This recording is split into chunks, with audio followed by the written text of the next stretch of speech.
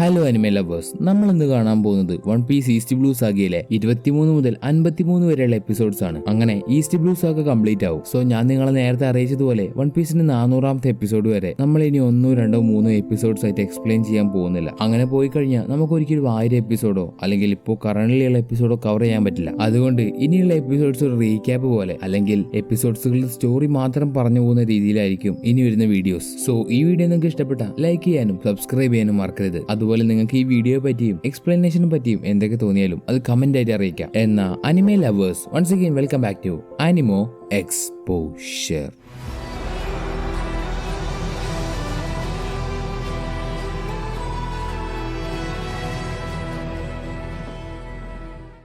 സെഫിനെ കണ്ടപ്പോ ക്രീഗ് ആകെ ഞെട്ടിപ്പോയി. കാരണം അത് വെറും സെഫ് അല്ല, റെഡ് ഫുഡ് സെഫ് ആണ്. കുറച്ചു വർഷങ്ങൾക്ക് മുമ്പ് കുക്ക് പൈററ്റ്സ് എന്ന് പറയുന്ന ഒരു പൈററ്റ്സ് ഗ്രൂപ്പിന്റെ ക്യാപ്റ്റൻ ആയിരുന്നു ഇദ്ദേഹം. അത് മാത്രമല്ല, ഗ്രാൻഡ് ലൈനിൽ മരിക്കാതെ ഇദ്ദേഹം കുറെ കാലം സർവൈവ് ചെയ്തിട്ടുണ്ട്. അങ്ങനെയാണ് ഇവർ കുറച്ചൊക്കെ ഫേമസ് ആയത്. പോരാത്തതിന് അദ്ദേഹം അവിടെ എങ്ങനെയൊക്കെയാണ് സർവൈവ് ചെയ്തത് എന്നുള്ള കാര്യവും ഒരു ബുക്കിൽ എഴുതി വെച്ചിട്ടുണ്ട്. കുറെ വർഷങ്ങൾക്ക് മുമ്പ് റെഡ് ഫുഡ് മരിച്ചുപോയി എന്നാണ് എല്ലാവരും വിചാരിച്ചിരുന്നത്. അതുകൊണ്ടാണ് ക്രീഗ് ഇദ്ദേഹത്തെ കണ്ടപ്പോ ഒന്ന് അതിശയിച്ച് നോക്കി നിന്നത്. ശേഷം സെഫ് കൊടുത്ത് ഫുഡ് കഴിച്ച് ക്രീഗിന്റെ പൈററ്റ്സ് ക്രൂവിലുള്ള എല്ലാവർക്കും പഴയ സ്ട്രെങ്ത് തിരിച്ചു കിട്ടി. ഇനി ക്രീഗിന്റെ പ്ലാൻ സെഫിനെ അറ്റാക്ക് ചെയ്യാനാണ്. കാരണം ഗ്രാൻഡ് ലൈനിൽ എങ്ങനെയൊക്കെ സർവൈവ് ചെയ്യണമെന്നുള്ള ബുക്ക് സെഫിന്റെ കയ്യിലാണുള്ളത്. അപ്പോൾ അത് കിട്ടിക്കഴിഞ്ഞാൽ കാര്യങ്ങളൊക്കെ അങ്ങ് സ്മൂത്ത് ആയി പോയിക്കോളും എന്ന് പറഞ്ഞ് ക്രീഗ് ബറാട്ടിയ റെസ്റ്റോറന്റ് അറ്റാക്ക് ചെയ്യാൻ പോകുമ്പോൾ അവിടേക്ക് മറ്റൊരു പൈററ്റ് വന്ന് ക്രീഗിന്റെ ഷിപ്പ് 3 കഷ്ണാക്കി വെട്ടിമുറിക്കുന്നു. ഇയാളുടെ പേര് മീഹോക്ക്, വേൾഡിലെ ഗ്രേറ്റസ്റ്റ് സോഴ്സ്മാൻ. അതുപോലെ ഒരു വാർലോഡുമാണ്. വാർലോഡ് എന്ന് പറഞ്ഞാൽ അവർ പൈററ്റ്സ് ആണ്, പക്ഷേ ഗവൺമെന്റിനെ സഹായിക്കും. അങ്ങനെ സഹായിക്കുന്നവരെ ഗവൺമെന്റ് വാർലോഡായിട്ട് തിരഞ്ഞെടുക്കും. മീഹോക്ക് ക്രീഗിന്റെ ഷിപ്പ് നശിപ്പിച്ചതിന് ഒരു കാരണമുണ്ട്. അത് ക്രീഗ് ഗ്രാൻഡ് ലൈനിൽ പോയിട്ട് തിരിച്ചു വരുന്ന സമയത്ത്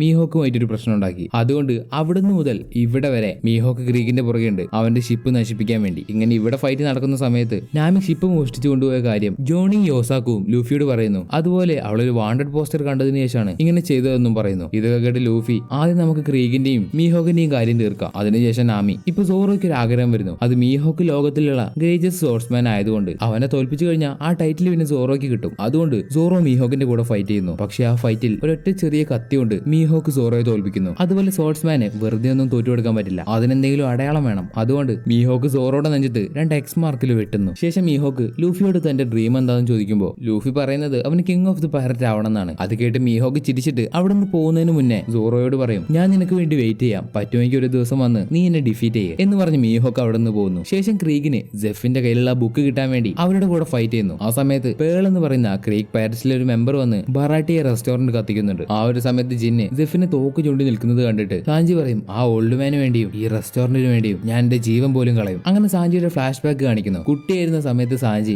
ഒരു കപ്പലിൽ ഷെഫായിട്ടാണ് ജോലി ചെയ്തിരുന്നത്. അന്ന് മുതൽ അവന്റെ ഒരു ഡ്രീമാണ് ഓൾ ബ്ലൂ എന്ന് പറയുന്ന ഒരു കടൽ കാണാൻ വേണ്ടി. സാധാരണ east blue, south blue, west blue, north blue എന്ന് പറയുന്നത് പോലെ ഈ 4 കടലും വന്ന് ചേരുന്നതാണ് ഓൾ ബ്ലൂ. അവിടെ ഈ 4 കടലിലും കിട്ടുന്ന മീനുകൾ ഉണ്ടാവും. പക്ഷെ ഇത് വെറും ഒരു കെട്ടുകഥയാണെന്ന് പറഞ്ഞ് കുറച്ചുപേര് സാഞ്ചിയെ കളിയാക്കും. എന്നാലും സാഞ്ചി അവർ പറയുന്നൊന്നും വിശ്വസിക്കില്ല. ഓൾ ബ്ലൂ ഉണ്ടെന്ന് തന്നെ അവന്റെ മനസ്സിനെ പറഞ്ഞ് പഠിപ്പിക്കും. അങ്ങനെ ഇരിക്കുമ്പോൾ ഒരു ദിവസം ഒരു പൈററ്റ് ഷിപ്പ് വന്ന് സാഞ്ചിയുടെ ഷിപ്പിനെ അറ്റാക്ക് ചെയ്യുന്നു. ഈ വന്ന പൈററ്റ് ഷിപ്പാണ് കുക്ക് പൈററ്റ്സ്. അതിൽ ക്യാപ്റ്റന്റെ പേര് റെഡ് ഫുഡ് സെഫ്. ശേഷം കുക്ക് പൈററ്റ് സാഞ്ചിയുടെ ഷിപ്പിലുള്ള മുഴുവൻ സാധനങ്ങളും മോഷ്ടിക്കുന്നു. പിന്നീടാണ് സെഫിന് മനസ്സിലാവുന്നത് സാഞ്ചിയുടെ ഡ്രീമും ഓൾ ബ്ലൂ ആണെന്ന്. അത് കേട്ട സെഫിന് സാഞ്ചി ഇഷ്ടമായി. കാരണം അദ്ദേഹത്തിനും ഓൾ ബ്ലൂ കാണണമെന്നുണ്ട്. അദ്ദേഹത്തിന്റെ ഡ്രീമും ഓൾ ബ്ലൂ ആണ്. ഇങ്ങനെ ഇരിക്കുന്ന സമയത്ത് ഒരു വലിയ തിരമാല വന്ന് 2 പേരുടെ ഷിപ്പ് കടലിലേക്ക് മുങ്ങിപ്പോകുന്നു. ഇപ്പൊ സാഞ്ചിയും കടലിലേക്ക് മുങ്ങിപ്പോകുന്നത് കണ്ടിട്ട് സെഫ് അവനെ രക്ഷപ്പെടുത്തിയതിനു ശേഷം 2 പേരും ഒരു ഐലൻഡിലേക്ക് കയറി. അവിടെ വെച്ച് കണ്ണോർക്കുന്ന സാഞ്ചിയുടെ അടുത്ത് ഒരു ഭക്ഷണത്തിന്റെ ഒരു പൊതിയുണ്ട്. അത് വെച്ചത് സെഫാണ്. കാരണം അവർക്ക് ഇനി അവിടുന്ന് രക്ഷപ്പെടണമെങ്കിൽ ഒരു ഷിപ്പ് വരണം. അതുകൊണ്ട് ഇനി ഒരു കപ്പൽ വരുന്നത് വരെ സാഞ്ചിയുടെ കയ്യിലുള്ള ഭക്ഷണം വെച്ച് അവൻ അവിടെ കിടന്ന് സർവൈവ് ചെയ്യണം. ഇപ്പൊ സാഞ്ചിക്ക് മാത്രം ചെറിയ പൊതി കൊടുത്തിട്ട് സെഫിന്റെ കയ്യിൽ ഒരു വലിയ പൊതി ഉണ്ട്. നിങ്ങൾക്ക് മാത്രം എന്താ വലുതെന്ന് സാഞ്ചി ചോദിക്കുമ്പോൾ ഞാനൊരു വലിയ മനുഷ്യനല്ലേ, അതുകൊണ്ട് എനിക്കൊരു വലിയ പൊതി എന്ന് സെഫ്. അങ്ങനെ 2 പേരും 2 ഭാഗത്തിരുന്നുകൊണ്ട് ഒരു കപ്പൽ വരുന്നത് വരെ അവിടെ കാത്തിരുന്നു. ദിവസം പോകുന്നതിനനുസരിച്ച് സാഞ്ചിയുടെ കയ്യിലുള്ള ഭക്ഷണവും തീർന്നുകൊണ്ടിരിക്കുന്നു. ഇനി എത്രയാന്ന് വെച്ചാൽ ഇങ്ങനെ മുന്നോട്ടേക്ക് പോവാ. അതുകൊണ്ട് സെഫിന്റെ അടുത്തുള്ള വലിയ പൊതി സാഞ്ചി തുറക്കാൻ തീരുമാനിച്ചു. അവനൊരു കത്തി എടുത്തുകൊണ്ട് വന്ന് ആ വലിയ പൊതി കുത്തി തുറന്നു. പക്ഷെ അതിന്റെ അകത്ത് മുഴുവൻ സ്വർണ്ണമായിരുന്നു. അതായത് ഇത്രയും ദിവസം ഇത്രയും മാസം റെഡ് ഫുഡ് ഒന്നും കഴിച്ചിട്ടില്ലായിരുന്നു. അവന്റെ കയ്യിലുള്ള ഫുഡ് അത് നേരെ സാഞ്ചിക്ക് കൊടുത്തു. ഇതേ സമയത്ത് സാഞ്ചി നോക്കുമ്പോൾ റെഡ് ഫുഡിന്റെ ഒരു കാല് കാണാനില്ല, അത് മുറിഞ്ഞു പോയിട്ടുണ്ട്. ഇപ്പോഴാണ് സാഞ്ചിക്ക് മനസ്സിലാവുന്നത് അന്ന് തിരയടിച്ച് സാഞ്ചി വെള്ളത്തിലേക്ക് വീണ് പോയപ്പോൾ അവനെ രക്ഷിക്കാൻ വരുന്ന സെഫിന്റെ കാലൊരു സ്ഥലത്ത് കുടുങ്ങിപ്പോയി. അങ്ങനെ ജീവന് വേണ്ടി പോരാടുന്ന സാഞ്ചിയെ കാണുമ്പോൾ എങ്ങനെയെങ്കിലും അവനെ രക്ഷിക്കണമെന്ന് പറഞ്ഞ് അയാൾ തന്റെ കാല് അറിഞ്ഞുകൊണ്ട് തന്നെ മുറിച്ചു കളയുന്നു. ഇതൊക്കെ മനസ്സിലാക്കി സാഞ്ചി പൊട്ടിക്കരയുന്നു. അവൻ എന്നിട്ട് നിങ്ങൾ എന്തിനാ എന്നെ രക്ഷപ്പെടുത്തിയത്, ഞാൻ നിങ്ങളുടെ ആരുമല്ലല്ലോ, പിന്നെ എന്തിനാ? അതിന് സെഫ് പറയുന്നത്, സാഞ്ചി ഞാനും നിന്നെ പോലെയായിരുന്നു, ഓൾ ബ്ലൂ കണ്ടുപിടിക്കണം എന്ന് പറഞ്ഞ് ഞാനും കുറെ തിരഞ്ഞിടന്നു, പക്ഷെ എനിക്കത് കണ്ടുപിടിക്കാൻ കഴിഞ്ഞില്ല. അങ്ങനെയാണ് ഞാൻ നിന്നെ കാണുന്നതും നിന്റെ ഡ്രീം മനസ്സിലാക്കുന്നതും. എനിക്ക് പകരം അത് നീ ഇനി കണ്ടുപിടിക്കണം. എനിക്ക് ഉറപ്പാണ് നിനക്കത് കണ്ടുപിടിക്കാൻ കഴിയും. അത് കഴിഞ്ഞ് കുറച്ച് ദിവസത്തിന് ശേഷം അവിടേക്ക് ഒരു കപ്പൽ വരുന്നു. ആ കപ്പലിൽ കയറി ഇവർ സർവൈവ് ചെയ്യുന്നു. അതിനുശേഷം തന്റെ കയ്യിലുണ്ടായിരുന്ന ട്രഷർ മുഴുവൻ ഉപയോഗിച്ച് ജെഫ് ബറാട്ടിയെ റെസ്റ്റോറന്റ് സ്റ്റാർട്ട് ചെയ്തു. അങ്ങനെ ജെഫ് സാഞ്ചിക്ക് ഫുഡ് ഉണ്ടാക്കാനും ഫൈറ്റ് ചെയ്യാനും പഠിപ്പിച്ചു കൊടുക്കുന്നു. ഫൈറ്റ് ചെയ്യാൻ പഠിപ്പിക്കുന്നൊന്നുമല്ല, ചെറുപ്പം മുതലേ ജെഫിന്റെ കാലുകൊണ്ട് ചവിട്ടി കിട്ടി സാഞ്ചി അതങ്ങ് പഠിക്കുന്നു. അതുകൊണ്ട് തന്നെ സാഞ്ചിയുടെ ഓരോ കിക്കും ടൺ കണക്കിനാണ്. സോ ഇതാണ് സാഞ്ചിയുടെ ബാക്ക് സ്റ്റോറി. ഇതുകൊണ്ടാണ് സാഞ്ചി പറഞ്ഞത് ജെഫിന് വേണ്ടിയും ആ റെസ്റ്റോറന്റിന് വേണ്ടിയും അവന്റെ ജീവൻ കളയുന്നത്. ഇപ്പൊ സാഞ്ചിയും ജിന്നും തമ്മിൽ നല്ലൊരു ഫൈറ്റ് നടക്കുന്നു. ഫൈറ്റിന്റെ അവസാനം ജിന്നിന് സാഞ്ചിയെ കൊല്ലാമായിരുന്നു, പക്ഷെ അവനത് ചെയ്തില്ല. കാരണം വിശന്ന് മരിക്കാനാവുന്ന സമയത്ത് ജിന്നിന് ഫുഡ് കൊടുത്തത് സാഞ്ചിയാണ്. ഇത് കണ്ടിട്ട് ദേഷ്യം വരുന്ന ക്രീഗ് സാഞ്ചിക്കും ജിന്നിനും നേരെ പോയിസൺ ഗ്യാസ് യൂസ് ചെയ്യുന്നു. ഇപ്പൊ ജിൻ എന്ത് ചെയ്യുന്നു വെച്ചാൽ അവന്റെ കയ്യിലുള്ള ഒരു മാസ്ക് എടുത്ത് അത് സാഞ്ചിക്ക് വെച്ചു കൊടുത്തതിന് ശേഷം ആ പോയിസൺ ഗ്യാസിൽ പെട്ട്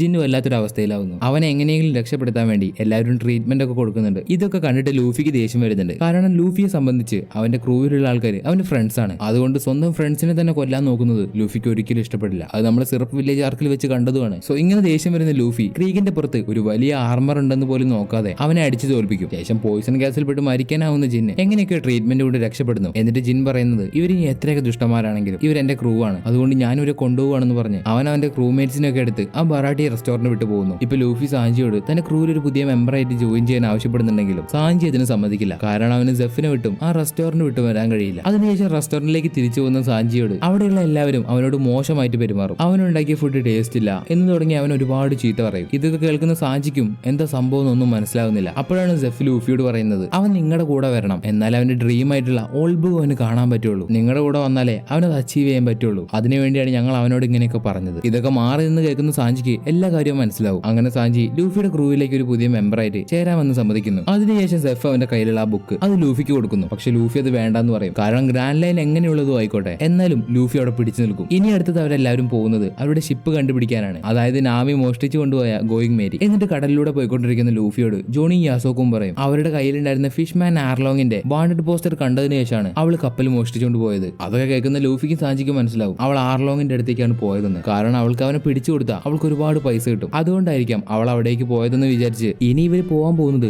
ആർലോങ് പാർക്ക് എന്ന സ്ഥലത്തേക്കാണ്. സോ അവിടെയാണ് നമ്മൾ നേരത്തെ പറഞ്ഞ ഫിഷ്മാൻ ആർലോങ് ഉള്ളത്. ഈ ഫിഷ്മാൻസിന്റെ ഒരു പ്രത്യേകത എന്ന് വെച്ചാൽ അവര് മനുഷ്യനും ഫിഷും തമ്മിലുള്ള ഒരു ഇവോൾവ്ഡ് ഫോം ആണെന്ന് വേണമെങ്കിൽ പറയാം. അവർക്ക് വേണമെങ്കിൽ കരയിൽ താമസിക്കാം, വെള്ളത്തിൽ ജീവിക്കാം. അങ്ങനെ പോരാത്തതിന് ഇവർക്ക് മനുഷ്യരെക്കാട്ടിലും ഹൈറ്റും ഉണ്ട്, നല്ല പവറും ഉണ്ട്. ഈ ആർലോങ് പാർക്ക് എന്ന് പറയുന്ന സ്ഥലം സത്യത്തിൽ കൊക്കോയാഷി വില്ലേജ് എന്ന് പറയുന്ന ഒരു സാധാ വില്ലേജ് ആണ്. അവിടെ ഈ ആർലോങ് വന്നിട്ട് അവിടുത്തെ ആൾക്കാരൊക്കെ പേടിപ്പിച്ച് അത് അവന്റെ സ്ഥലമാക്കി മാറ്റി. ഇനി അവിടേക്ക് പുതിയ മറൈൻസ് വന്നാൽ പോലും അവരെയൊക്കെ അടിച്ച് അവൻ അവന്റെ സ്ഥലം നിലനിർത്തും. ഇനി അവിടെ ആൾക്കാർക്ക് ജീവിക്കണമെങ്കിൽ ഇവന് പൈസ കൊടുക്കണം. അങ്ങനെ പൈസ കൊടുത്താൽ മാത്രമേ അവിടെ ജീവിക്കാൻ ഇവന് സമ്മതിക്കുള്ളൂ. ആ നാട്ടിലുള്ള മറൈൻസിന് പോലും ഇവൻ പൈസ കൊടുത്ത് അവന്റെ ഭാഗത്താക്കിയിട്ടുണ്ട്. അവർക്കറിയാം ആർലോങ്ങിന്റെ കൂടെ ഫൈറ്റ് ചെയ്താൽ ഒരിക്കലും അവർക്ക് ജയിക്കാൻ കഴിയില്ല. അതുകൊണ്ട് അവർ അവന്റെ കൂടെ വന്ന് ചേർന്നു. ഇപ്പോൾ ഈ വില്ലേജിൽ താമസിക്കുന്ന നാട്ടുകാർക്ക് മുഴുവൻ അവന് പേടിയാണ്. കാരണം അവനൊന്ന് എതിർത്ത് സംസാരിച്ചാലോ അവന് പൈസ കൊടുക്കാതെ ആയാലോ അവൻ അവരെ കൊന്നുകളയും. അതുകൊണ്ട് മാത്രം നാട്ടിലെ ജനങ്ങളെല്ലാവരും മിണ്ടാതിരിക്കും. നമ്മുടെ ലൂഫിയൻ ടീം ഇതുവരെ ഫൈറ്റ് ചെയ്തവരെ വെച്ച് കമ്പയർ ചെയ്ത് നോക്കുമ്പോൾ ആർലോങ്ങിന് അവരെക്കാൾ ഒരുപാട് പവർ ഉണ്ട്. ഇപ്പോൾ വൈകാതെ തന്നെ ലൂഫിയൻ ടീമും ആർലോങ് പാർക്കുള്ള വില്ലേജിലേക്ക് എത്തി. ഇനി വില്ലേജിലേക്ക് ആദ്യം പോകുന്നത് ഊസോപ്പും ജോണിയും സോറോയും ആണ്. അവർ 3 പേരും അങ്ങനെ പോയിക്കൊണ്ടിരിക്കുമ്പോൾ 2 ഫിഷ്മൻസ് അവരെ കണ്ടിട്ട് അവരുടെ അടുത്തേക്ക് വരുന്നു. അത് കണ്ടുടനെ തന്നെ ഊസോപ്പും ജോണി അവിടുന്ന് ഓടിപ്പോയി. പക്ഷെ സോറോയ്ക്ക് മാത്രം ഓടാൻ പറ്റിയില്ല. കാരണം വരുന്ന വഴി സോറോ ഒരുപാട് സംസാരിച്ചിരുന്നു. അതുകൊണ്ട് അവന്റെ വായ അടയ്ക്കാൻ വേണ്ടി അവനൊരു ഭാഗത്ത് കെട്ടിയിട്ടതായിരുന്നു. അങ്ങനെ സോറോയെ കാണുന്ന 2 ഫിഷ്മാൻസ് അവനെ എടുത്ത് ആർലോങ് പാർക്കിലേക്ക് കൊണ്ടുവന്നു. അവരുടെയൊക്കെ ലീഡറിന്റെ പേരാണ് ആർലോങ്. ആർലോങ്ങിന്റെ മുമ്പിലേക്കാണ് സോറോയെ കൊണ്ടുപോയിട്ടുള്ളത്. ഇവിടെ ഓടി വന്ന് വില്ലേജിലേക്ക് കയറിയ ഊസോപ്പിന്റെ പുറകെ ഫിഷ്മാൻസ് ഉണ്ട്. അതുകൊണ്ട് അവനെ രക്ഷപ്പെടാൻ വേണ്ടി സഹായിക്കുന്നത് ആ വില്ലേജിലുള്ള 2 പേരാണ്. ഇവിടെ സോറോ ആർലോങ്ങിന്റെ സ്ഥലത്ത് വെച്ച് നാമിയെ കണ്ടു. നീ എന്തിനാ കപ്പലെടുത്തിട്ട് പോയത്? നിങ്ങൾക്ക് ഞങ്ങളുടെ കൂടെ നിന്നാ പോരെ എന്ന് സോറോ. അതിന് നാമി പറയുന്നത്, നിങ്ങളൊക്കെ മണ്ടന്മാരാണ്. ഞാൻ ആർലോങ്ങിന്റെ പൈററ്റ്സിലുള്ള ഒരാളാണ്. ഇത്രയും ദിവസം ഞാൻ നിങ്ങളുടെ ക്രൂവിൽ നിന്നത് നിങ്ങളുടെ സ്വർണവും ഷിപ്പും മോഷ്ടിക്കാൻ വേണ്ടിയാണ്. ഇതൊക്കെ കേട്ട് സോറോയൊക്കെ ഷോക്കാവുന്നുണ്ടെങ്കിലും നാമി പറഞ്ഞൊന്നും സോറോ വിശ്വസിക്കില്ല. കാരണം ഇത്രയും ദിവസം അവരുടെ ക്രൂവിൽ നാമി ഉണ്ടായതുകൊണ്ട് അവളെ പറ്റിയുള്ള ഏകദേശം കാര്യങ്ങളൊക്കെ സോറോയ്ക്ക് അറിയാം. അതുകൊണ്ട് നാമി ഒരിക്കലും ഇങ്ങനെ ചെയ്യില്ല എന്നും അവനറിയാം. ഇനി ഇവർ സോറോ എന്താ ചെയ്യാന്ന് വെച്ചാൽ സോറോ ഒരു ബൗണ്ടി ഹണ്ടർ ആയതുകൊണ്ട് അവനെ പിടിച്ച് ജയിലിൽ അടയ്ക്കുന്നു. ശേഷം സോറോയുടെ കൂടെ മറ്റൊരാൾ ഉണ്ടായിരുന്നെന്ന് മനസ്സിലാക്കുന്ന ആർലോങ് അവനെ കണ്ടുപിടിക്കാൻ വേണ്ടി വില്ലേജിലേക്ക് പോകുന്നു. വില്ലേജിന്റെ തൊട്ടപ്പുറത്തായിട്ട് നിൽക്കുന്ന ലൂഫിയും സാഞ്ചിയും എന്തൊക്കെയോ ഫുഡ് ഉണ്ടാക്കി തിന്നുന്നുണ്ട്. എന്നാൽ അതിന്റെ മണം കേട്ട് വരുന്ന സീ മോൺസ്റ്ററിനെ ലൂഫിയും സാഞ്ചിയും ചേർന്ന് അടിച്ചോടിക്കും. ഇവിടെ ഊസോപ്പിനെ സഹായിച്ച അവളുടെ പേരാണ് നോജിക്കോ. അതുപോലെ അവൾ നാമിയുടെ സിസ്റ്റർ ആണെന്ന് അറിയുന്ന ഊസോപ്പ് ഈ കാര്യം അവൾ ഇതുവരെ എന്നോട് പറഞ്ഞിട്ടില്ലല്ലോ എന്നൊക്കെ ചോദിച്ചുകൊണ്ടിരിക്കുന്ന ഊസോപ്പിനോട് അവൾ പറയും, ചെറുതായിരുന്ന സമയത്ത് തന്നെ ആർലോങ്ങിന്റെ ക്രൂവിൽ പോയി ചേർന്നതാണ് നാമി. അതുകൊണ്ട് ഈ വില്ലേജിലുള്ള ആർക്കും അവളെ ഇഷ്ടമില്ല, അവളോട് വെറുപ്പാണ്. ഇതേ സമയത്ത് ഗ്രാമത്തിലേക്ക് എത്തിയ ആർലോങ് ഇവിടേക്ക് വന്നവൻ എവിടെയെന്നൊക്കെ ചോദിച്ച് അവിടെയുള്ള വില്ലേജേഴ്സിനെ ഒക്കെ എടുത്ത് അടിക്കും. ഒന്നും അറിയാത്ത ഈ പാവം ജനങ്ങളെ അടിക്കുന്നത് കാണുമ്പോൾ ഊസോപ്പ് പുറത്തിറങ്ങി അവനാണ് താൻ അന്വേഷിക്കുന്ന ആളെന്ന് പറയുന്നു. പറയുന്നു. ഇനി ആർലോങ്ങിന്റെ കൂടെ ഫൈറ്റ് ചെയ്യണല്ലോ, അതുകൊണ്ട് ഊസോപ്പിന്റെ സ്ലിംഗ് ഷോട്ട് വെച്ച് ആർലോങ്ങിനെ ഷൂട്ട് ചെയ്യുന്നു. ഉടനെ ആർലോങ്ങിന് ദേഷ്യം വരാൻ തുടങ്ങി. അവനെ ഇത്രയും ജനങ്ങളുടെ മുന്നിൽ വെച്ച് ഇങ്ങനെയൊക്കെ ചെയ്ത പിന്നെ ദേഷ്യം വരാതിരിക്കും. അങ്ങനെ ആർലോങ് അവന്റെ 2 കൈ വെച്ച് അവിടെയുള്ള ബിൽഡിംഗ് പൊളിക്കാൻ തുടങ്ങി. ഇങ്ങനെ പോയത് ശരിയാവില്ല, കാരണം ആർലോങ് ഈ വില്ലേജിലുള്ള എല്ലാ ബിൽഡിംഗും പൊളിച്ചെടുക്കും. അങ്ങനെ ജനങ്ങളുടെ കയ്യിൽ നിന്ന് പൈസയും കിട്ടാതാവും. അതുകൊണ്ട് അവന്റെ പൈററ്റ് ക്രൂവിലുള്ള ആൾക്കാര് അവനെ പിടിച്ചോണ്ട് വന്നു. അതുപോലെ ഊസോപ്പിനെ പിടിക്കാനും ഒരു ഫിഷ്മാൻ പോകുന്നു. പക്ഷെ ഊസോപ്പ് ആരാന്ന് അവർക്ക് അറിയില്ലല്ലോ. ഊസോപ്പ് ഇറങ്ങിയോടി. ഇവിടെ ആർലോങ് പാർക്കില് നാമി സോറോടെ കെട്ടഴിച്ചു വിട്ട് അവിടുന്ന് പോകാൻ പറയുന്നു. പക്ഷെ സോറോ അവിടെയുള്ള ആൾക്കാരെയൊക്കെ വെട്ടി ഒരു പരുവമാക്കിയിട്ടാണ് പോകുന്നത്. ഇവിടെ വില്ലേജിലൂടെ നടന്നു പോകുന്ന നാമിയെ കാണുമ്പോൾ ജനങ്ങൾ മുഴുവൻ തലതിരിക്കും. കാരണം ജനങ്ങളെ ദ്രോഹിക്കുന്ന ആർലോങ്ങിന്റെ കൂടെ നിന്ന് സഹായിക്കുന്നവളാണ് അവൾ. അതുകൊണ്ട് തന്നെ ജനങ്ങൾ അവളെ ഓർക്കുന്നു. ഇപ്പൊ നാമി അവിടുന്ന് നടന്ന് അവളുടെ അമ്മയെ കാണാൻ വേണ്ടി പോകുന്നുണ്ട്. അതായത് അവളുടെ അമ്മയെ അടക്കം ചെയ്ത സ്ഥലത്തേക്ക്. അവളുടെ കൂടെ നമ്മൾ നേരത്തെ കണ്ട അവളുടെ സിസ്റ്റർ നോജിക്കോ ഉണ്ട്. നാമി എന്നിട്ട് അവളുടെ അമ്മയെ നോക്കി പറയും, ഇനി കുറച്ച് ബില്യൺ ബെറി മാത്രമേ ആവശ്യമുള്ളൂ, നമ്മുടെ പ്രശ്നങ്ങളെല്ലാം തീരും. സോ ഈ ബെറി എന്ന് പറഞ്ഞ വൺ പീസിലുള്ള പൈസയാണ് ബെറി എന്ന് പറയുന്നത്. ഇവിടെ ആർലോങ് പാർക്കിലേക്ക് തിരിച്ചു വരുന്ന ആർലോങ് കാണുന്നത് അവന്റെ ആൾക്കാരെയൊക്കെ വെട്ടിയിട്ട നിലയിലാണ്. അവരുടനെ നാമിയെ തന്നെ സംശയിക്കും. കാരണം അവൾ ഓൾറെഡി ഒരു പൈററ്റ് ക്രൂവിൽ ഉണ്ടായിരുന്നതാണ്, അതായത് ലൂഫിയുടെ ക്രൂവില്. സോ സോറോയെ രക്ഷിച്ച് അവിടെയുള്ള ആൾക്കാരെ മുഴുവൻ ഡിഫീറ്റ് ചെയ്ത് അവൾ നേരെ കടന്നു കളഞ്ഞതാണ് അവിടെയുള്ള ആൾക്കാർ മുഴുവൻ പറയുന്നത്. ഇങ്ങനെ ഒരു സമയത്ത് തന്നെ അവിടേക്ക് നാമിയും വരുന്നു. അതുപോലെ ഊസോപ്പിന്റെ പുറകെ പോയ ആ ഫിഷ്മാൻ അവനെയും പിടിച്ചുകൊണ്ട് വരുന്നു. ഇങ്ങനെ എല്ലാവരും ഇപ്പോൾ നാമിയെ സംശയിക്കുന്നതുകൊണ്ട് അവൾ അവിടെയുള്ള ഒരു കത്തിയെടുത്ത് ഊസോപ്പിന് പോയി കുത്തുന്നു. എന്നിട്ട് അവന് വെള്ളത്തിലേക്ക് തള്ളിയിട്ടു. ഇതൊക്കെ കാണുന്ന എല്ലാവർക്കും നാമി അവരെ ചതിച്ചിട്ടില്ല എന്ന് മനസ്സിലായി. പക്ഷേ ഇവിടെ നടന്ന സംഭവം മുഴുവൻ ജോണി കാണുന്നുണ്ടായിരുന്നു. ലൂഫി ഇപ്പോ ആ സീമോൺസിന്റെ സഹായത്തോടെ അവിടേക്ക് എത്തിച്ചേർന്നു. അതുപോലെ സോറോയും എങ്ങനെയൊക്കെ കറങ്ങി തിരിഞ്ഞ് അവിടേക്ക് എത്തി. അങ്ങനെ ഇവിടേക്ക് ഓടി വരുന്ന ജോണി നടന്ന കാര്യങ്ങൾ മുഴുവൻ ലൂഫിയോട് പറഞ്ഞു കൊടുക്കും. പക്ഷെ ലൂഫിക്ക് അതൊന്നും കേട്ടിട്ട് വിശ്വാസമില്ല. കാരണം നാമി അതൊന്നും ചെയ്യില്ല എന്ന് ലൂഫിക്ക് നല്ലതുപോലെ അറിയാം. നാമി കുറച്ച് കാലം അവരുടെ ക്രൂവിൽ ഉണ്ടായിരുന്നതാണ്. അതുകൊണ്ട് നാമി എന്താണെന്ന് ലൂഫിക്ക് നല്ലതുപോലെ അറിയാം. ഇങ്ങനെയൊക്കെ സംഭവങ്ങൾ നടന്നുകൊണ്ടിരിക്കുമ്പോൾ നാമി അവിടേക്ക് വന്നിട്ട് പറയും, നിങ്ങൾ ഈ സ്ഥലം വിട്ട് പോകണം, അല്ലെങ്കിൽ ആർലോങ് നിങ്ങളെ കൊല്ലും, അതുകൊണ്ട് പെട്ടെന്ന് തന്നെ ഇവിടുന്ന് പോയിക്കോ എന്നൊക്കെ നാമി പറയുന്നത് കേട്ട് സോറോ അവളെ അറ്റാക്ക് ചെയ്യാൻ വേണ്ടി ഓടി ചെല്ലുമ്പോൾ സാഞ്ചി അവനെ തടയുന്നു. ഇപ്പൊ ലൂഫി തനിക്ക് എവിടേക്കും പോകണ്ടെന്ന് പറഞ്ഞ് അവിടെ തന്നെ കിടക്കുന്നു. അതുകൊണ്ട് നാമി കരഞ്ഞുകൊണ്ട് തിരിഞ്ഞോടി പോകുന്നു. ഈ സമയത്ത് വില്ലേജേഴ്സിനെ രക്ഷിക്കാൻ വേണ്ടി മറൈനിന്റെ ഒരു ബ്രാഞ്ച് ആയിട്ടുള്ള 77 മറൈൻ അവിടേക്ക് വരുന്നു. പക്ഷെ ആ കപ്പലും ആർലോങ്ങിന് പൈററ്റ്സ് ചേർന്ന് അവിടെ നശിപ്പിക്കും. അങ്ങനെ ഗ്രാമത്തിലുള്ള എല്ലാവർക്കും അവരുടെ പ്രതീക്ഷ തന്നെ നഷ്ടപ്പെട്ടു പോകും. ഇനി ആരും രക്ഷിക്കാൻ വരുമെന്ന് കരുതി അവർ സങ്കടത്തോടെ നിൽക്കുമ്പോൾ നമ്മുടെ ഊസോപ്പ് ഇതുവരെ മരിച്ചിട്ടില്ല. അത് എന്തുകൊണ്ടാന്ന് വെച്ചാൽ നേരത്തെ നാമി അവനെ കുത്തി. പക്ഷെ അത് കുത്തിയത് അവനെയല്ല, അവളെയാണ്. അവളുടെ കൈനിട്ട് തന്നെയാണ് അവൾ കുത്തിയത്. ഇത് പുറകിൽ നിൽക്കുന്ന ഫിഷ്മാൻ പൈററ്റ്സ് കൊണ്ട് തെറ്റിദ്ധരിച്ചു. സത്യം പറഞ്ഞ ഊസോപ്പിനെ രക്ഷപ്പെടുത്താൻ വേണ്ടി നാമി ചെയ്തൊരു ചെറിയ കളി. ഇങ്ങനെ ഈ നടന്ന കാര്യങ്ങൾ മുഴുവൻ ഊസോപ്പ് ലൂഫിയോട് ഒന്ന് പറഞ്ഞു കൊടുക്കുമ്പോൾ അവർക്ക് വീണ്ടും ഒരു പ്രതീക്ഷ വരുന്നു. കാരണം നാമി അവിടെ ക്രൂവെ വിട്ട് പോയിട്ടില്ല എന്ന്. ഈ ഒരു സമയത്താണ് അവിടേക്ക് നാമിയുടെ സിസ്റ്റർ വന്നിട്ട് നിങ്ങൾ നാമിയെ ക്രൂമേറ്റ് ആക്കുന്നതിന് മുന്നേ അവളുടെ കഥ എന്താണെന്ന് അറിയണം. പക്ഷെ ലൂഫി അവൻ ഈ കഥയൊന്നും ആവശ്യമില്ല. നാമിയെ അവന്റെ ക്രൂമേറ്റ് ആയിട്ട് ഓൾറെഡി തെരഞ്ഞെടുത്തു. ഇനി എന്തു പറഞ്ഞിട്ടും കാര്യമില്ല, അവൻ അവളെ സഹായിച്ചിരിക്കും എന്ന് പറഞ്ഞ് ലൂഫി അവിടെ നടന്നു പോകുമ്പോൾ ഇവളാ കഥ ബാക്കിയുള്ളവർക്ക് പറഞ്ഞു കൊടുക്കുന്നു. 20 വർഷങ്ങൾക്ക് മുമ്പ് ബെല്ലമിയർ എന്ന് പറയുന്ന ഒരു മറൈൻ സോൾജർ ഇവരെ യുദ്ധക്കളത്തിൽ വെച്ച് കണ്ടുപിടിക്കുകയാണ്. പക്ഷെ നോജിക്കോയ്ക്ക് നാമി ആരാണെന്ന് അറിയില്ല. അവളെ യുദ്ധക്കളത്തിൽ കിടക്കുന്ന ഒരു കുട്ടിയെ അവൾ എടുത്തു, അത്രമാത്രം. അതിനുശേഷമാണ് അവരെ ബെല്ലമിയർ കാണുന്നത്. അങ്ങനെ ബെല്ലമിയർ അവളുടെ ജോലിയൊക്കെ കളഞ്ഞ് ഈ 2 കുട്ടികളെ എടുത്ത് ഈ വില്ലേജിലേക്ക് വന്നു. എന്നിട്ട് തന്റെ മക്കളെ പോലെ അവൾ വളർത്താൻ തുടങ്ങി. ആ വില്ലേജിലുള്ള ജനങ്ങൾക്കാണെങ്കിലും അവർ ഒരുപാട് ഇഷ്ടമാണ്. അവിടെ ഉണ്ടായിരുന്ന ഒരു ഷെരീഫ് ഉണ്ട്, ജെൻസോ എന്ന് പറഞ്ഞിട്ട്. അതുപോലെ അവിടെ ഒരു ഡോക്ടറും ഉണ്ട്. അവർക്കൊക്കെ ഇവരെ ഭയങ്കര ഇഷ്ടമാണ്. ചെറുപ്പം മുതലേ നാമിക്ക് ഒരു ചെറിയൊരു കഴിവുണ്ടെന്ന് വേണമെങ്കിൽ പറയാം. ഏതെങ്കിലും ഒരു സ്ഥലം കണ്ടാൽ അത് അതുപോലെ ഒരു മാപ്പാക്കി വരയ്ക്കാനുള്ള കഴിവ് നാമിക്കുണ്ട്. ബെല്ലമിയറിന്റെ കയ്യിൽ പൈസ ഒന്നും അധികം ഉണ്ടായിരുന്നില്ല. എങ്കിലും ജനങ്ങൾക്ക് അവരുടെ മേലുണ്ടായിരുന്ന സ്നേഹം കൊണ്ടും ഈ കുട്ടികൾക്ക് തമ്മിലുള്ള സ്നേഹം കൊണ്ടും അവർ ആ വില്ലേജിൽ ജീവിച്ചു പോയി. അതിനുശേഷം 8 വർഷങ്ങൾക്ക് മുമ്പാണ് ആർലോങ് അവന്റെ പൈററ്റ്സ് ക്രൂവും ഇവിടേക്ക് വന്നത്. അവർ വന്ന ഉടനെ തന്നെ ആൾക്കാരുടെ കയ്യിൽ നിന്ന് ബലമായിട്ട് പൈസ വാങ്ങാൻ തുടങ്ങി. വലിയവരാണെങ്കിൽ 1 ലക്ഷം ബെറി കൊടുക്കണം. അതുപോലെ ചെറിയ കുട്ടികളാണെങ്കിൽ 50,000 ബെറി കൊടുക്കണം. എങ്കിലേ അവർക്ക് അവിടെ ജീവിക്കാൻ കഴിയുള്ളൂ. സമാധാനം ഇല്ലെങ്കിലും അവർക്ക് അവിടെ ജീവിക്കാം. പക്ഷെ ഇവിടെയുള്ള ഒരു പ്രശ്നം എന്താണെന്ന് വെച്ചാൽ ബെല്ലമിയറിന്റെ കയ്യിൽ അവർക്ക് കൊടുക്കാനുള്ള പൈസ ഇല്ല. അതുകൊണ്ട് ആർലോങ് ആ വീട് കാണാതിരിക്കാൻ വേണ്ടി വില്ലേജേഴ്സ് പരമാവധി ശ്രമിക്കും. പക്ഷേ എങ്ങനെയൊക്കെയോ ആർലോങ് ആ വീട് കണ്ടു. വീട്ടിൽ ഭക്ഷണം ഉണ്ടായിക്കൊണ്ടിരിക്കുന്ന ബെല്ലമിയറിന്റെ അടുത്തേക്ക് ആർലോങ് വരുന്നത് കണ്ട് അവളുടെ തോക്കെടുത്തിട്ട് അവൾ ആർലോങ്ങിനെ അറ്റാക്ക് ചെയ്യുന്നു. പക്ഷെ അവളെക്കാട്ടിൽ ഒരുപാട് പവർഫുൾ ആയിട്ടുള്ള ആർലോങ് അവളെ എടുത്ത് ഒരുപാട് അടിക്കും. ഇതൊക്കെ കണ്ടുകൊണ്ട് വരുന്ന നാമിയും നോജിക്കോയും ബെല്ലമിയറിന്റെ അടുത്തേക്ക് ഓടിപ്പോകാൻ ശ്രമിക്കുമ്പോൾ ആ ഡോക്ടർ അവരെ തടഞ്ഞു വെക്കുന്നു. കാരണം ആ 2 കുട്ടികൾ ഇനി അവിടേക്ക് പോയി കഴിഞ്ഞാൽ അവർക്കുള്ള പൈസ ബെല്ലമിയർ കൊടുക്കേണ്ടി വരും. അതിന് മാത്രം പൈസ ഒന്നും ബെല്ലമിയറിന്റെ കയ്യിലില്ല. അതറിയുന്ന ജനങ്ങൾ ആർലോങ് കാണാതെ അവരെ മറച്ചു വെക്കുന്നു. അതിനുശേഷം ബെല്ലമിയർ അവളുടെ കയ്യിലുള്ള ആകെയുള്ള പൈസ, അതായത് 1 ലക്ഷം ബെറി, അത് ആർലോങ്ങിനെ കൊടുക്കുന്നു. പൈസ കിട്ടിയ ആർലോങ് തിരിഞ്ഞു പോകാൻ നിൽക്കുമ്പോൾ ബെല്ലമിയർ ഒരു കാര്യം പറയും, ആ പൈസ അവൾക്കുള്ളതല്ല, അവളുടെ 2 കുട്ടികൾക്കുള്ളതാണ്. അതുകൊണ്ട് അവളെ കൊന്നുകളയാം. ഇങ്ങനെ ബെല്ലമിയർ പറയുന്നതിന് കാരണം അവൾക്ക് പൈററ്റ്സിനെ പറ്റി ശരിക്കറിയാം. പൈററ്റ്സ് ഒരു വില്ലേജിൽ വന്നു കഴിഞ്ഞാൽ പിന്നെ അവർ അവിടെ നിന്ന് പോവില്ല. സോ ആർലോങ്ങിന്റെ കയ്യിൽ നിന്ന് ആ കുട്ടികളെ ഇനി ഒരിക്കലും മറച്ചു പിടിക്കാൻ കഴിയില്ല. അതുകൊണ്ടാണ് ബെല്ലമിയർ ഇങ്ങനെ പറഞ്ഞത്. ഇപ്പോൾ ഗ്രാമത്തിലുള്ള മുഴുവൻ ജനങ്ങളും ചേർന്ന് ബെല്ലമിയറിനെ രക്ഷിക്കാൻ വേണ്ടി ആർലോങ്ങിനും അവന്റെ ക്രൂവിനുമെതിരെ ഫൈറ്റ് ചെയ്യുന്നുണ്ടെങ്കിലും അവരെക്കാട്ടിലും ഒരുപാട് പവർഫുൾ ആണ് ആർലോങ്. അതുകൊണ്ട് ജനങ്ങൾക്ക് ഒന്നും ചെയ്യാൻ പറ്റിയില്ല. അവസാനം ആർലോങ് ബെല്ലമിയറിനെ ഷൂട്ട് ചെയ്ത് കൊന്നു. അതിനുശേഷമാണ് ആർലോങ് നാമി വരച്ച മാപ്പ് കാണുന്നത്. അത് കണ്ട് ഒരുപാട് ഇംപ്രസ് ആവുന്ന ആർലോങ് നാമിയെ പിടിച്ചുകൊണ്ടുപോയി ആർലോങ് പാർക്ക് എന്ന സ്ഥലം ഉണ്ടാക്കി അവൾക്ക് അവിടെ ഒരു റൂം കൊടുത്ത് അവിടെ ഇരുന്നിട്ട് വേണം അവൾ ഇനി ഒരു മാപ്പ് വരയ്ക്കാൻ. ഈ ഒരു ചെറിയ കുട്ടിയെ വെച്ച് ഇങ്ങനെയൊക്കെ ചെയ്യിക്കുന്നതിന്റെ കാരണം വൺ പീസ് വില്ലേജേഴ്സ് വേൾഡിൽ മാപ്പ് എന്ന് പറയുന്നത് വളരെ ഇമ്പോർട്ടന്റ് ആയിട്ടുള്ള ഒരു കാര്യമാണ്. ട്രഷർ ഇല്ലെങ്കിലും വേണ്ട, അവർക്ക് എങ്ങോട്ടേലും എത്തിച്ചേരണമെങ്കിൽ മാപ്പ് വേണം. ഇവിടെ ഇപ്പോൾ വില്ലേജേഴ്സ് പറയുന്നത് നാമിയെ രക്ഷിക്കണമെന്നാണ്. കാരണം ഓൾറെഡി ബെലമിയർ അവർക്ക് വേണ്ട പൈസ കൊടുത്തു, അതിനെയും മറികടന്ന് നാമിയെ എടുത്തുകൊണ്ട് പോയി. അതിന്റെ ആവശ്യമില്ല. ഇവിടെ നാമി ആർലോങ്ങിനോട് ചോദിക്കും, ഞങ്ങളുടെ വില്ലേജ് വിട്ടു പോവാൻ നിങ്ങൾക്ക് എത്ര തരണം? നിങ്ങൾക്ക് പൈസയാണല്ലോ വലുത്, അതുകൊണ്ട് എത്ര പൈസ വേണം ഞങ്ങളുടെ വില്ലേജ് വിട്ടു പോവാൻ? അതിന് ആർലോങ് പറയുന്നത് 100 മില്യൺ ബെറി തന്നാൽ മതി, ഞാൻ ഈ വില്ലേജ് വിട്ടു പോയിക്കോളാം. അത് കേട്ട നാമി അന്ന് മുതൽ പൈസ ശേഖരിക്കാൻ തുടങ്ങി. എല്ലാ സ്ഥലത്തുനിന്നും മോഷ്ടിക്കും, അവൾക്ക് കിട്ടുന്ന പൈസ എടുത്തു വെക്കും. പിന്നെ മാപ്പ് വരച്ചു കൊടുക്കുന്നതിന് ആർലോങ്ങും കൊടുക്കും പൈസ, അതും എടുത്തു വെക്കും. ഇപ്പൊ നാമി വില്ലേജിൽ പോയിട്ട് പറയും, ഞാൻ ആർലോങ്ങിന്റെ പൈററ്റ് ക്രൂവിൽ ചേർന്നു, അതുപോലെ അവൻ എനിക്ക് പൈസയും തരാറുണ്ട് എന്ന് പറഞ്ഞ് കുറച്ച് പൈസ കാണിച്ചു കൊടുക്കും. ഇത് കാണുന്ന എല്ലാ ജനങ്ങൾക്കും ഒരുപാട് ദേഷ്യം വരുന്നുണ്ട്. കാരണം ബെല്ലമിയർ തന്റെ ജീവൻ കൊടുത്തിട്ടാണ് ഇവിടെ രക്ഷപ്പെടുത്തിയത്. അതുകൊണ്ട് അവളെ കൊന്ന ആൾക്കാരുടെ അടുത്ത് പോയി തന്നെ ഇവിടെ ജോലി ചെയ്യുന്നു. അതുകൊണ്ട് അന്ന് മുതൽ ആൾക്കാർ അവളെ വെറുക്കാൻ തുടങ്ങി. പിന്നെ സത്യങ്ങൾ മുഴുവൻ പറഞ്ഞു കൊടുക്കുന്നത് അവൾ നൊജിക്കോയോടാണ്. പക്ഷെ നാമി ഈ കാര്യം നൊജിക്കോയുടെ വില്ലേജേഴ്സിനോടും ആരോടും പറഞ്ഞു കൊടുക്കരുതെന്ന് പറയും. അതിന് കാരണം ജനങ്ങൾ മുഴുവൻ നാമിയെ വെറുത്താൽ മാത്രമേ ആർലോങ്ങിന് സംശയം വരാതിരിക്കുള്ളൂ. ജനങ്ങൾ കുറച്ച് സേഫ് ആയിട്ട് ഇരിക്കാൻ വേണ്ടിയാണ് നാമി ഈ തീരുമാനം എടുത്തത്. പക്ഷെ നാമി അറിയാതെ ഈ കാര്യങ്ങളൊക്കെ നൊജിക്കോ വില്ലേജേഴ്സിനോട് പോയി പറഞ്ഞു കൊടുക്കും. അങ്ങനെ അവർക്കെല്ലാം കാര്യം മനസ്സിലായി. അവരെ രക്ഷിക്കാൻ വേണ്ടിയാണ് നാമി ഈ കാര്യങ്ങളൊക്കെ ചെയ്യുന്നതെന്ന്. അങ്ങനെ അന്ന് മുതൽ വില്ലേജേഴ്സ് അഭിനയിക്കാൻ തുടങ്ങി, അതായത് നാമിയെ വെറുക്കാൻ തുടങ്ങി. പക്ഷെ ഈ കാര്യങ്ങളൊന്നും നാമിക്ക് അറിയില്ല. നാമിയുടെ മൈൻഡിൽ അവിടെയുള്ള ആൾക്കാരെ മുഴുവൻ അവളെ സത്യമായിട്ടും വെറുക്കുന്നുവെന്നാണ്. അതിനുശേഷം കഴിഞ്ഞ 8 വർഷമായിട്ട് നാമിക്ക് കിട്ടുന്ന നിധിയും അവൾ മോഷ്ടിക്കുന്നതും അവൾക്ക് കിട്ടുന്നതുമായിട്ടുള്ള എല്ലാം അവൾ തന്റെ വീടിന്റെ പുറകിൽ ഒരു കുഴി തോണ്ടി അതിലിട്ട് വെക്കാൻ തുടങ്ങി. 100 മില്യൺ ആയി കഴിഞ്ഞാൽ അവൾ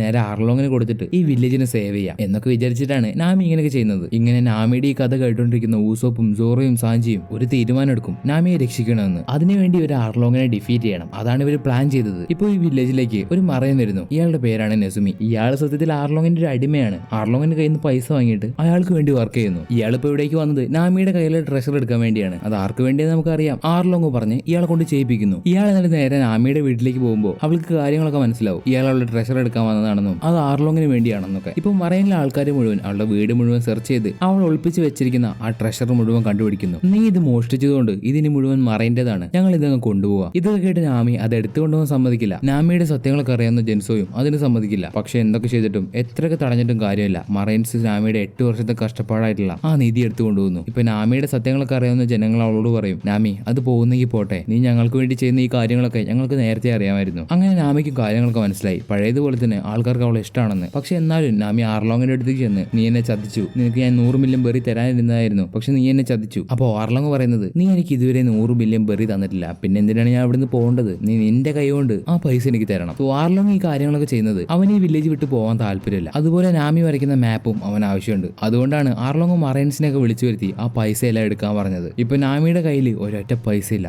അവൾക്ക് ഇനി ഇത് ഉണ്ടാക്കണമെങ്കിൽ കഴിഞ്ഞതുപോലെ 8 വർഷം ഇനിയും മോഷ്ടിക്കണം. അങ്ങനെ സങ്കടം ഉള്ളിലുണ്ടെങ്കിലും ചിരിച്ചുകൊണ്ട് നാമി വില്ലേജിലേക്ക് പോകുമ്പോൾ അവിടെയുള്ള ആൾക്കാർ മുഴുവൻ ഒരു തീരുമാനം എടുത്തു. അവരെല്ലാവരും ചേർന്ന് ആർലോങ്ങിനെതിരെ ഒരു ഫൈറ്റ് ചെയ്യാൻ തീരുമാനിച്ചു. ഇപ്പൊ അവിടേക്ക് വരുന്ന നാമിയോട് ജെൻസോ പറയുന്നത്, ഇത്രയും കാലം നീ ഞങ്ങൾക്ക് വേണ്ടി കഷ്ടപ്പെട്ടു, ഇനി ഞങ്ങൾ എന്തെങ്കിലും ചെയ്യണ്ടേ, അതുകൊണ്ട് ഞങ്ങൾ ഫൈറ്റ് ചെയ്യാൻ പോവാണ് എന്ന് പറഞ്ഞ് അവിടെയുള്ള എല്ലാവരും ആർലോങ് പാർക്കിലേക്ക് പോകുന്നു. ഇപ്പൊ നാമി ആർലോങ് ചതിച്ചതിന്റെ സങ്കടവും ദേഷ്യവും കൊണ്ട് അവളുടെ കയ്യിലുള്ള ആർലോങ്ങിന്റെ ടാറ്റു അതൊരു കത്തിയെടുത്ത് വീണ്ടും വീണ്ടും കുത്തി അവിടെ കിടന്ന് പൊട്ടിക്കരയുന്നു. നിസ്സഹായാവസ്ഥയുടെ പീക്കിൽ നിൽക്കുന്ന നാമിയുടെ അടുത്തേക്ക് ലൂഫി വന്നിട്ട് പറയും, നിനക്ക് വേണ്ടി ഞാൻ ആർലോങ്ങിനെ തോൽപ്പിക്കാം എന്ന് പറഞ്ഞ് ലൂഫി നിൽക്കുമ്പോൾ അവന്റെ കൂടെ സോറോയും സാഞ്ചിയും ഊസപ്പും ഉണ്ട്. ഇവര് 4 പേരും ചേർന്ന് ആർലോങ് പാർക്കിലേക്ക് പോകുന്നു. അവിടത്തെ ലൂഫി മതിലൊക്കെ ചവിട്ടിപ്പൊടിച്ച് ആർലോങ്ങിന്റെ മുഖത്തിന് തന്നെ ഒരു പഞ്ച് കൊടുക്കുന്നു. കണ്ടു നിൽക്കുന്ന ജനങ്ങൾക്ക് വരെ ഒരു പ്രതീക്ഷ വരും, ഇവൻ ഞങ്ങളെ രക്ഷിക്കുമെന്നുള്ള ഒരു പ്രതീക്ഷ. ഇപ്പൊ ലൂഫി ആർലോങ്ങിനെ അടിച്ചതുകൊണ്ട് അവന്റെ ആൾക്കാർ ആ സീ മോൺസ്റ്ററിനെ വിളിച്ചു വരുത്തുന്നു. പക്ഷെ ലൂഫിയും സാഞ്ചിയും കണ്ട് സീ മോൺസ്റ്റർ പേടിച്ചു വരയ്ക്കും. ഇപ്പൊ ലൂഫി സീ മോൺസ്റ്ററിനെ പിടിച്ച് അവിടെയുള്ള ആൾക്കാരെ മുഴുവൻ അതിനെ യൂസ് ചെയ്ത് അടിക്കുന്നു. അതിനുശേഷം ഇനി ഫിഷ്മാൻ ആയിട്ട് ബാക്കിയുള്ളത് 4 പേരാണ്. അതിൽ ആർലോങ്ങിന്റെ കൂടെ ലൂഫി ഫൈറ്റ് ചെയ്യും. ഹാറ്റ്ചാൻ എന്ന് പറയുന്ന ഒരു ഒക്ടോപ്പസിന്റെ കൂടെ സോറോയും ഫൈറ്റ് ചെയ്യും. കുറുബി എന്ന് പറയുന്ന ഫിഷ്മാന്റെ കൂടെ സാഞ്ചിയും, ചൂ എന്ന് പറയുന്ന ഫിഷ്മാന്റെ കൂടെ ഊസോപ്പും. ഇങ്ങനെ ഒരു ഓരോരോ സ്ഥലത്ത് നിന്നായിരിക്കും ഫൈറ്റ് ചെയ്യുന്നത്. അതിന്റെ അവസാനം ഹാറ്റ്ചാന്റെ നെഞ്ചു വെട്ടി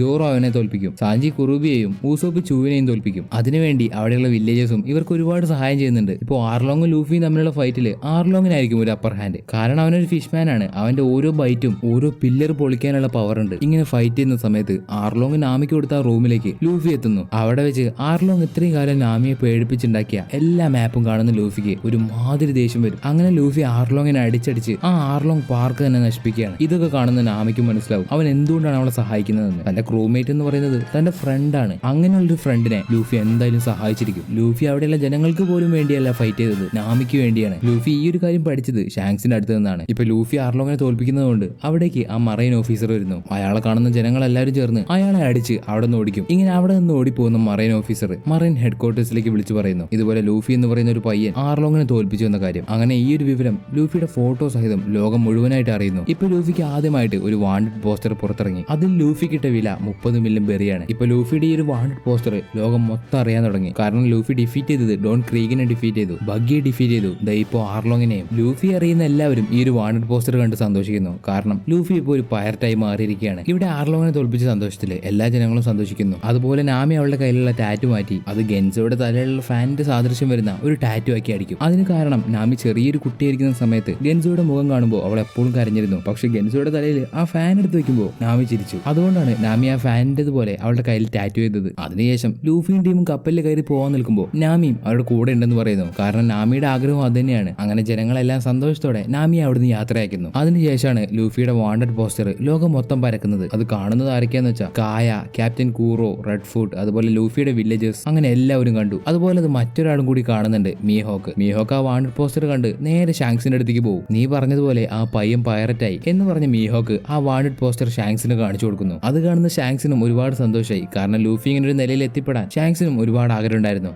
നേരത്തെ ആർലോങ് പാർക്കിൽ നിന്ന് പോകുന്ന ലൂഫിയും ടീമും ഇനി പോകുന്നത് പോൾസ്റ്റാർ ഐലൻഡിലെ ലോക്ക് ടൗൺ എന്ന് പറയുന്ന ഒരു സ്ഥലത്തേക്കാണ്. അവിടേക്ക് അവർ പോകുന്നതിന്റെ കാരണം അവർക്ക് കുറെ സാധനങ്ങൾ വാങ്ങാനാണ്. ഇനി ഒരു ഗ്രാൻഡ് ലൈനിലേക്ക് പോകുമ്പോൾ അവിടെ എന്തൊക്കെ കിട്ടും, എങ്ങനെയൊക്കെ സർവൈവ് ചെയ്യണമെന്നൊന്നും അവർക്കറിയില്ല. അതുകൊണ്ട് വാങ്ങേണ്ട സപ്ലൈസ് മുഴുവൻ ഇവിടുന്ന് വാങ്ങിയിട്ട് നേരെ ഗ്രാൻഡ് ലൈനിലേക്ക് പോകും. ഇപ്പൊ ലോക്ക് ഡൌണിലേക്ക് എത്തിയ ലൂഫിയും ടീമും അവർക്ക് വാങ്ങേണ്ട സാധനം മുഴുവൻ ഒരു സ്ഥലത്ത് പോയിട്ട് വാങ്ങുന്നു. ലൂഫിക്ക് മാത്രം ഈ ഒരു സ്ഥലം ഒരുപാട് ഇഷ്ടമാണ്. കാരണം king of the pirate Gol D റോജറിനെ ഇവിടെ വെച്ചാണ് എക്സിക്യൂട്ട് ചെയ്തത്. അതുകൊണ്ട് ഗോൾഡി റോജറിനെ എവിടെ വെച്ചാണോ കൊന്നത് ആ സ്ഥലം കണ്ടുപിടിക്കാൻ വേണ്ടി ലൂഫിയും പോകുന്നു. ഈ ഒരു ലോക്ക്ഡൌണിന്റെ മറൈൻ ക്യാപ്റ്റനാണ് ക്യാപ്റ്റൻ സ്മോക്കർ. ഇയാളുടെ പേര് പോലെ തന്നെ ഇയാൾക്ക് സ്മോക്ക് കൺട്രോൾ ചെയ്യാൻ കഴിയും. അതായത് ഇയാളുടെ ബോഡിയിൽ നിന്ന് പുക കൊണ്ടുവരാനും അയാളുടെ ബോഡി ഒരു പുകയാക്കി മാറ്റാനും ആ പുക വെച്ച് ഇവൻ എത്ര വേണമെങ്കിലും അടിക്കാനൊക്കെ കഴിയും. അങ്ങനെയുള്ള ഒരു ഡെവിൾ ഫ്രൂട്ട് ആണ് ഇയാൾ തിന്നത്. ഈ മറൈൻ ക്യാപ്റ്റന്റെ കൂടെ ഒരു ലൂട്ടനന്റ് കൂടെ ഉണ്ടാവും. അതുപോലെ സ്മോക്കറിന്റെ കൂടെയുള്ള ലൂട്ടനന്റ് ആണ് ടഷിഗി. ഇവള് കത്തി വെച്ച് നല്ലതുപോലെ ഫൈറ്റ് ചെയ്യും. അത്യാവശ്യം സ്കില്ലൊക്കെ ഉണ്ട്. ഇങ്ങനെ ഇരിക്കുമ്പോഴാണ് ലൂഫിയും ടീമും ഈ ഐലൻഡിലേക്ക് എത്തിയ കാര്യം ക്യാപ്റ്റൻ സ്മോക്കർ അറിയുന്നത്. അങ്ങനെ ക്യാപ്റ്റൻ സ്മോക്കർ ലൂഫി പിടിക്കാൻ വേണ്ടി പോകുന്നു. ഇപ്പൊ സോറോയും ലൂട്ടനന്റ് ടഷിഗിയും നേരിട്ട് കാണുന്നു. പക്ഷെ അവർക്ക് രണ്ടുപേർക്ക് അങ്ങോട്ടും ഇങ്ങോട്ടൊന്നും അറിയില്ല. സോറോ ലൂഫിയുടെ ടീമാണെന്ന് ടഷിഗിക്കും അറിയില്ല, ടഷിഗി ഒരു മറൈനാണെന്ന് സോറോയ്ക്കും അറിയില്ല. പക്ഷെ സോറോയ്ക്ക് ടഷിഗിയെ കാണുമ്പോൾ അവന്റെ പഴയ ഫ്രണ്ട് കുയിനേടതുപോലെ തോന്നും, ഒരു ചെറിയ സാദൃശ്യം പോലെ. അങ്ങനെ സോറോ അവളുടെ കണ്ണാടി അറിയാതെ പൊട്ടിക്കുന്നു. സോറോ അവളുടെ കണ്ണാടി പൊട്ടിച്ചതുകൊണ്ട് അവൾ നേരെ സോറോയെ ഹെഡ് ക്വാർട്ടേഴ്സിലേക്ക് കൊണ്ടുപോയി അവിടെ നിലം മുഴുവൻ ക്ലീൻ ചെയ്യാൻ പറയും. ഇവന് വേറെ വഴിയില്ലാത്തതുകൊണ്ട് അവൻ അവിടെ ക്ലീൻ ചെയ്യുന്നു. പക്ഷേ ഈ ഒരു സമയം കൊണ്ട് തന്നെ ലൂഫിയുടെ ക്രൂവിനെ പറ്റിയുള്ള എല്ലാ ഡീറ്റെയിൽസും അവർക്ക് കിട്ടിയിരുന്നു. അങ്ങനെ സോറോയെ കാണുന്ന രണ്ട് മറൈൻസിനെ പിടിക്കാൻ വേണ്ടി ശ്രമിക്കുമ്പോൾ അവനൊരു രണ്ടുപേരെ അടിച്ച് ടഷിഗിയുടെ കണ്ണാട പൊട്ടിച്ചതിന്റെ പൈസയും വെച്ച് അവിടെ ഓടിപ്പോകുന്നു. കുറെ സമയം കഴിഞ്ഞ് ടഷിഗി അവിടേക്ക് വരുമ്പോൾ ഈ കാര്യങ്ങളൊക്കെ കാണുന്നു. ഇപ്പൊ അവള് വിചാരിക്കുന്നത്